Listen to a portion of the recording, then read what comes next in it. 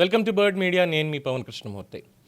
ఈ ఎగ్జిట్ పోల్స్కి సంబంధించి ఇప్పటిదాకా ఎవరెవరైతే రిలీజ్ చేశారో ఇవి ఒక రకంగా ఆ, సరిగ్గా వాళ్ళు చేయలేదు. కేవలం ఏంటంటే ఏదో ఇచ్చామన్నట్టుగా ఇచ్చారు అనే భావించాల్సి వస్తుంది బెంగాల్ ఎన్నికలకి సంబంధించి. సో నిన్నటి వరకు ఉన్నటువంటి ఎగ్జిట్ పోల్స్ అన్నీ కూడా ఒక రకంగా ఫేక్ అని చెప్పుకోలేము. ఎందుకనంటే దేశంలోనే ఎన్నికలకి అంచనాలకి విశ్వసనీయతకు పేరుగా ఉన్నటువంటి యాక్సెస్ మై ఇండియా పశ్చిమ బెంగాల్ అసెంబ్లీ ఎన్నికల విషయంలో అనూహ్యమైనటువంటి నిర్ణయం తీసుకుంది. సాధారణంగా ఎగ్జిట్ పోల్స్ కోసం ఉత్కంఠగా ఎదురు చూసే ప్రజలకి షాక్ ఇస్తూ ఈసారి బెంగాల్ అంచనాల్ని మేము విడుదల చేయడం లేదు అని చెప్పి సంస్థ అధినేత ప్రదీప్ గుప్తా ప్రకటించారు. ఓ ప్రముఖ సర్వే సంస్థ స్వయంగా మేము ఫలితాలు ప్రకటించడం లేదు అని నిలిపేయడం ప్రస్తుతం రాజకీయ వర్గాల్లో చర్చకి దారితీసింది.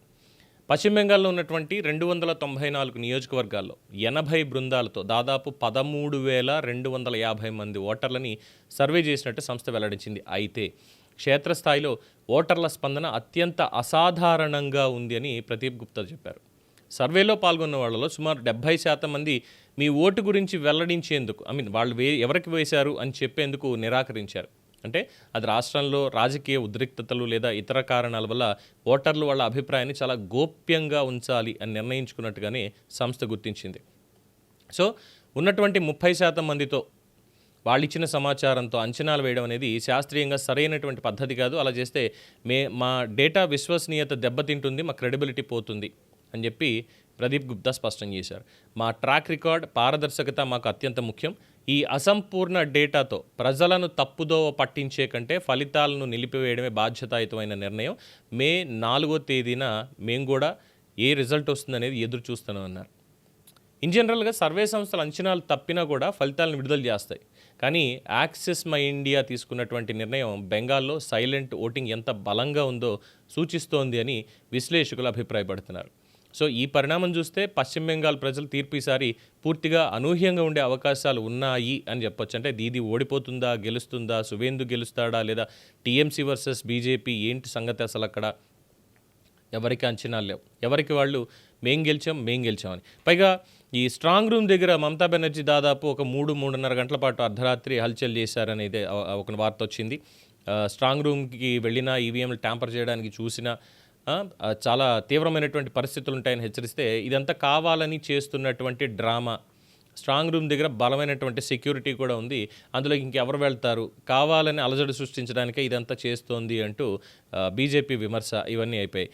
ఇక సర్వే పాయింట్ ఆఫ్ వ్యూ చూసినప్పుడు సర్వేలకు సంబంధించి మరి ఈసారి సర్వేలు ఇంకెవరూ చెయ్యలేదా అంటే మనకి ముఖ్యంగా తెలుగు రాష్ట్రాల్లో కొన్ని సర్వే సంస్థలు ఉన్నాయి. ఆరామస్థాన్ కానీ, కేకే కానీ, ఆత్మసాక్షి కానీ, ఇలా చెప్పుకుంటూ పోతే ఇంకా కొంతమంది ఉన్నారు. మరి వీళ్ళందరూ సర్వేలు చేశారంటే ఆత్మసాక్షి సర్వే వచ్చింది, బట్ ఆత్మసాక్షి సర్వే అనేది అంత ఎక్కువగా ప్రచారంలోకి వెళ్ళలేదు. అలాగే కేకే కానీ, ఆరామస్థాన్ కానీ ఇద్దరూ కూడా వాళ్ళ అంచనాలు తప్పి కేవలం ఆంధ్రప్రదేశ్ 2024 ఎన్నికల్లో ఫలితాలు బాగా వచ్చాయి కాబట్టి అక్కడి నుంచి ఇంకా ఊపు బాగా వచ్చింది. బట్ ఆ తర్వాత జరిగినటువంటి ఎన్నికలు, అస్సాం ఎన్నికలు కావచ్చు, ఇంకోటి కావచ్చు, అన్నీ కూడా ఫెయిల్ అయ్యాయి. ఇక ఆరామస్థాన్ అయితే అటు తెలంగాణలో కానీ ఇటు ఆంధ్రప్రదేశ్లో కానీ 2 చోట్ల కూడా చాలా ఘోరంగా ఫెయిల్ అయింది.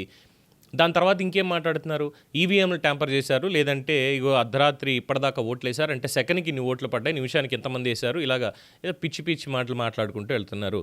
అది ఒకటైంది. అయితే ఈ సర్వేలకు సంబంధించి కర్ణాటక, హిమాచల్ ప్రదేశ్లో జరిగినటువంటి ఎన్నికలు వీటికి చాలా ఇబ్బందులు పడాల్సి వచ్చింది. సర్వే సంస్థలు వాళ్ళు ఇచ్చిన దాంట్లో ఒక్కటి కూడా క్రెడిబుల్గా లేకపోవడం ఇదంతా అయ్యింది. సరే, దానికి వాళ్ళ కారణాలు వాళ్ళు చెప్పుకుంటారు. బట్ ఇలాగా ఎంతోమంది ఉన్నారు. ఈవెన్ యాక్సెస్ మై ఇండియా వాళ్ళకి సంబంధించి కూడా ఒక సర్వే బయటికి రిలీజ్ అయ్యింది, కానీ అది వాళ్ళు అఫీషియల్గా రిలీజ్ చేసింది కాదు, ఎవరో దాన్ని క్రియేట్ చేసి సోషల్ మీడియాలో పడేశారు. సో ఇప్పుడు ప్రదీప్ గుప్తా ఇది చూసిన తర్వాత అసలు వాస్తవం చెప్పడం గమనార్హం. మొత్తం 13,420 మందిని ఎంతమందినో క్షేత్రస్థాయిలో 80 టీంలు వెళ్ళి వాళ్ళని విచారించి ఓటు ఎవరికి వేశారంటే వాళ్ళు ఎవరు చెప్పలేదు. 70% మంది చెప్పలేదు, కేవలం 30% మంది చెప్పారు. అంటే ఆ 30% ఓట్లు దాదాపు ఒక 3-4 వేలు అనుకుందాం. పోనీ ఆ 3-4 వేల ఓట్లని చేసేసి 294 నియోజకవర్గాల్లో బెంగాల్ ఎన్నికలు ఏం జరిగాయి అనేది కేవలం 3,000 మందితో చెప్పడం అంటే అది అంత ఆషామాషి కాదు. అది నిజంగా దాని క్రెడిబిలిటీ అనేది అసలు ఉండదు. నాట్ ఈవెన్ 0.5% ఇన్ఫర్మేషన్ అనేది గ్యాదర్ చేయలేకపోయారు. సో వాస్తవాన్ని ఒప్పుకున్నారు. ఇలాంటి వాస్తవాలు ఎందుకు ఒప్పుకున్నారంటే మా క్రెడిబిలిటీ పోకూడదు, మా పారదర్శకత అనేది దెబ్బ తినకూడదు, ప్రజల్లో మా మీద అంటూ ఒక నమ్మకం ఉంది, మేము ఖచ్చితమైనటువంటి ఫలితాలు ఇస్తామని. కానీ మాకు కూడా ప్రజలే చెప్పలేదు అంటే వాళ్ళ మనసులో ఏముందో మేము మాత్రం ఏం చెప్పగలం? అలానే అబద్ధాలు చెప్పి మా క్రెడిబిలిటీని మేము పోగొట్టుకోలేమన్నారు.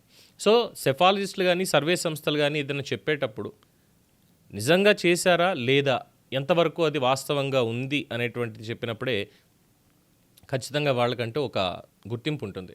బట్ ఏది దొరికితే అది ఇచ్చేస్తాం, ఎలా పడితే అలా చేసేస్తాం అనేటువంటి వాళ్ళకి మాత్రం ఎప్పటికప్పుడు ఫెయిల్యూర్స్ ఎదురవుతూనే ఉంటాయి, అవమానాలు తప్పకుండా ఉంటాయి. ఇది బెంగాల్కి సంబంధించినటువంటి సమాచారం. For more updates keep watching the bird media.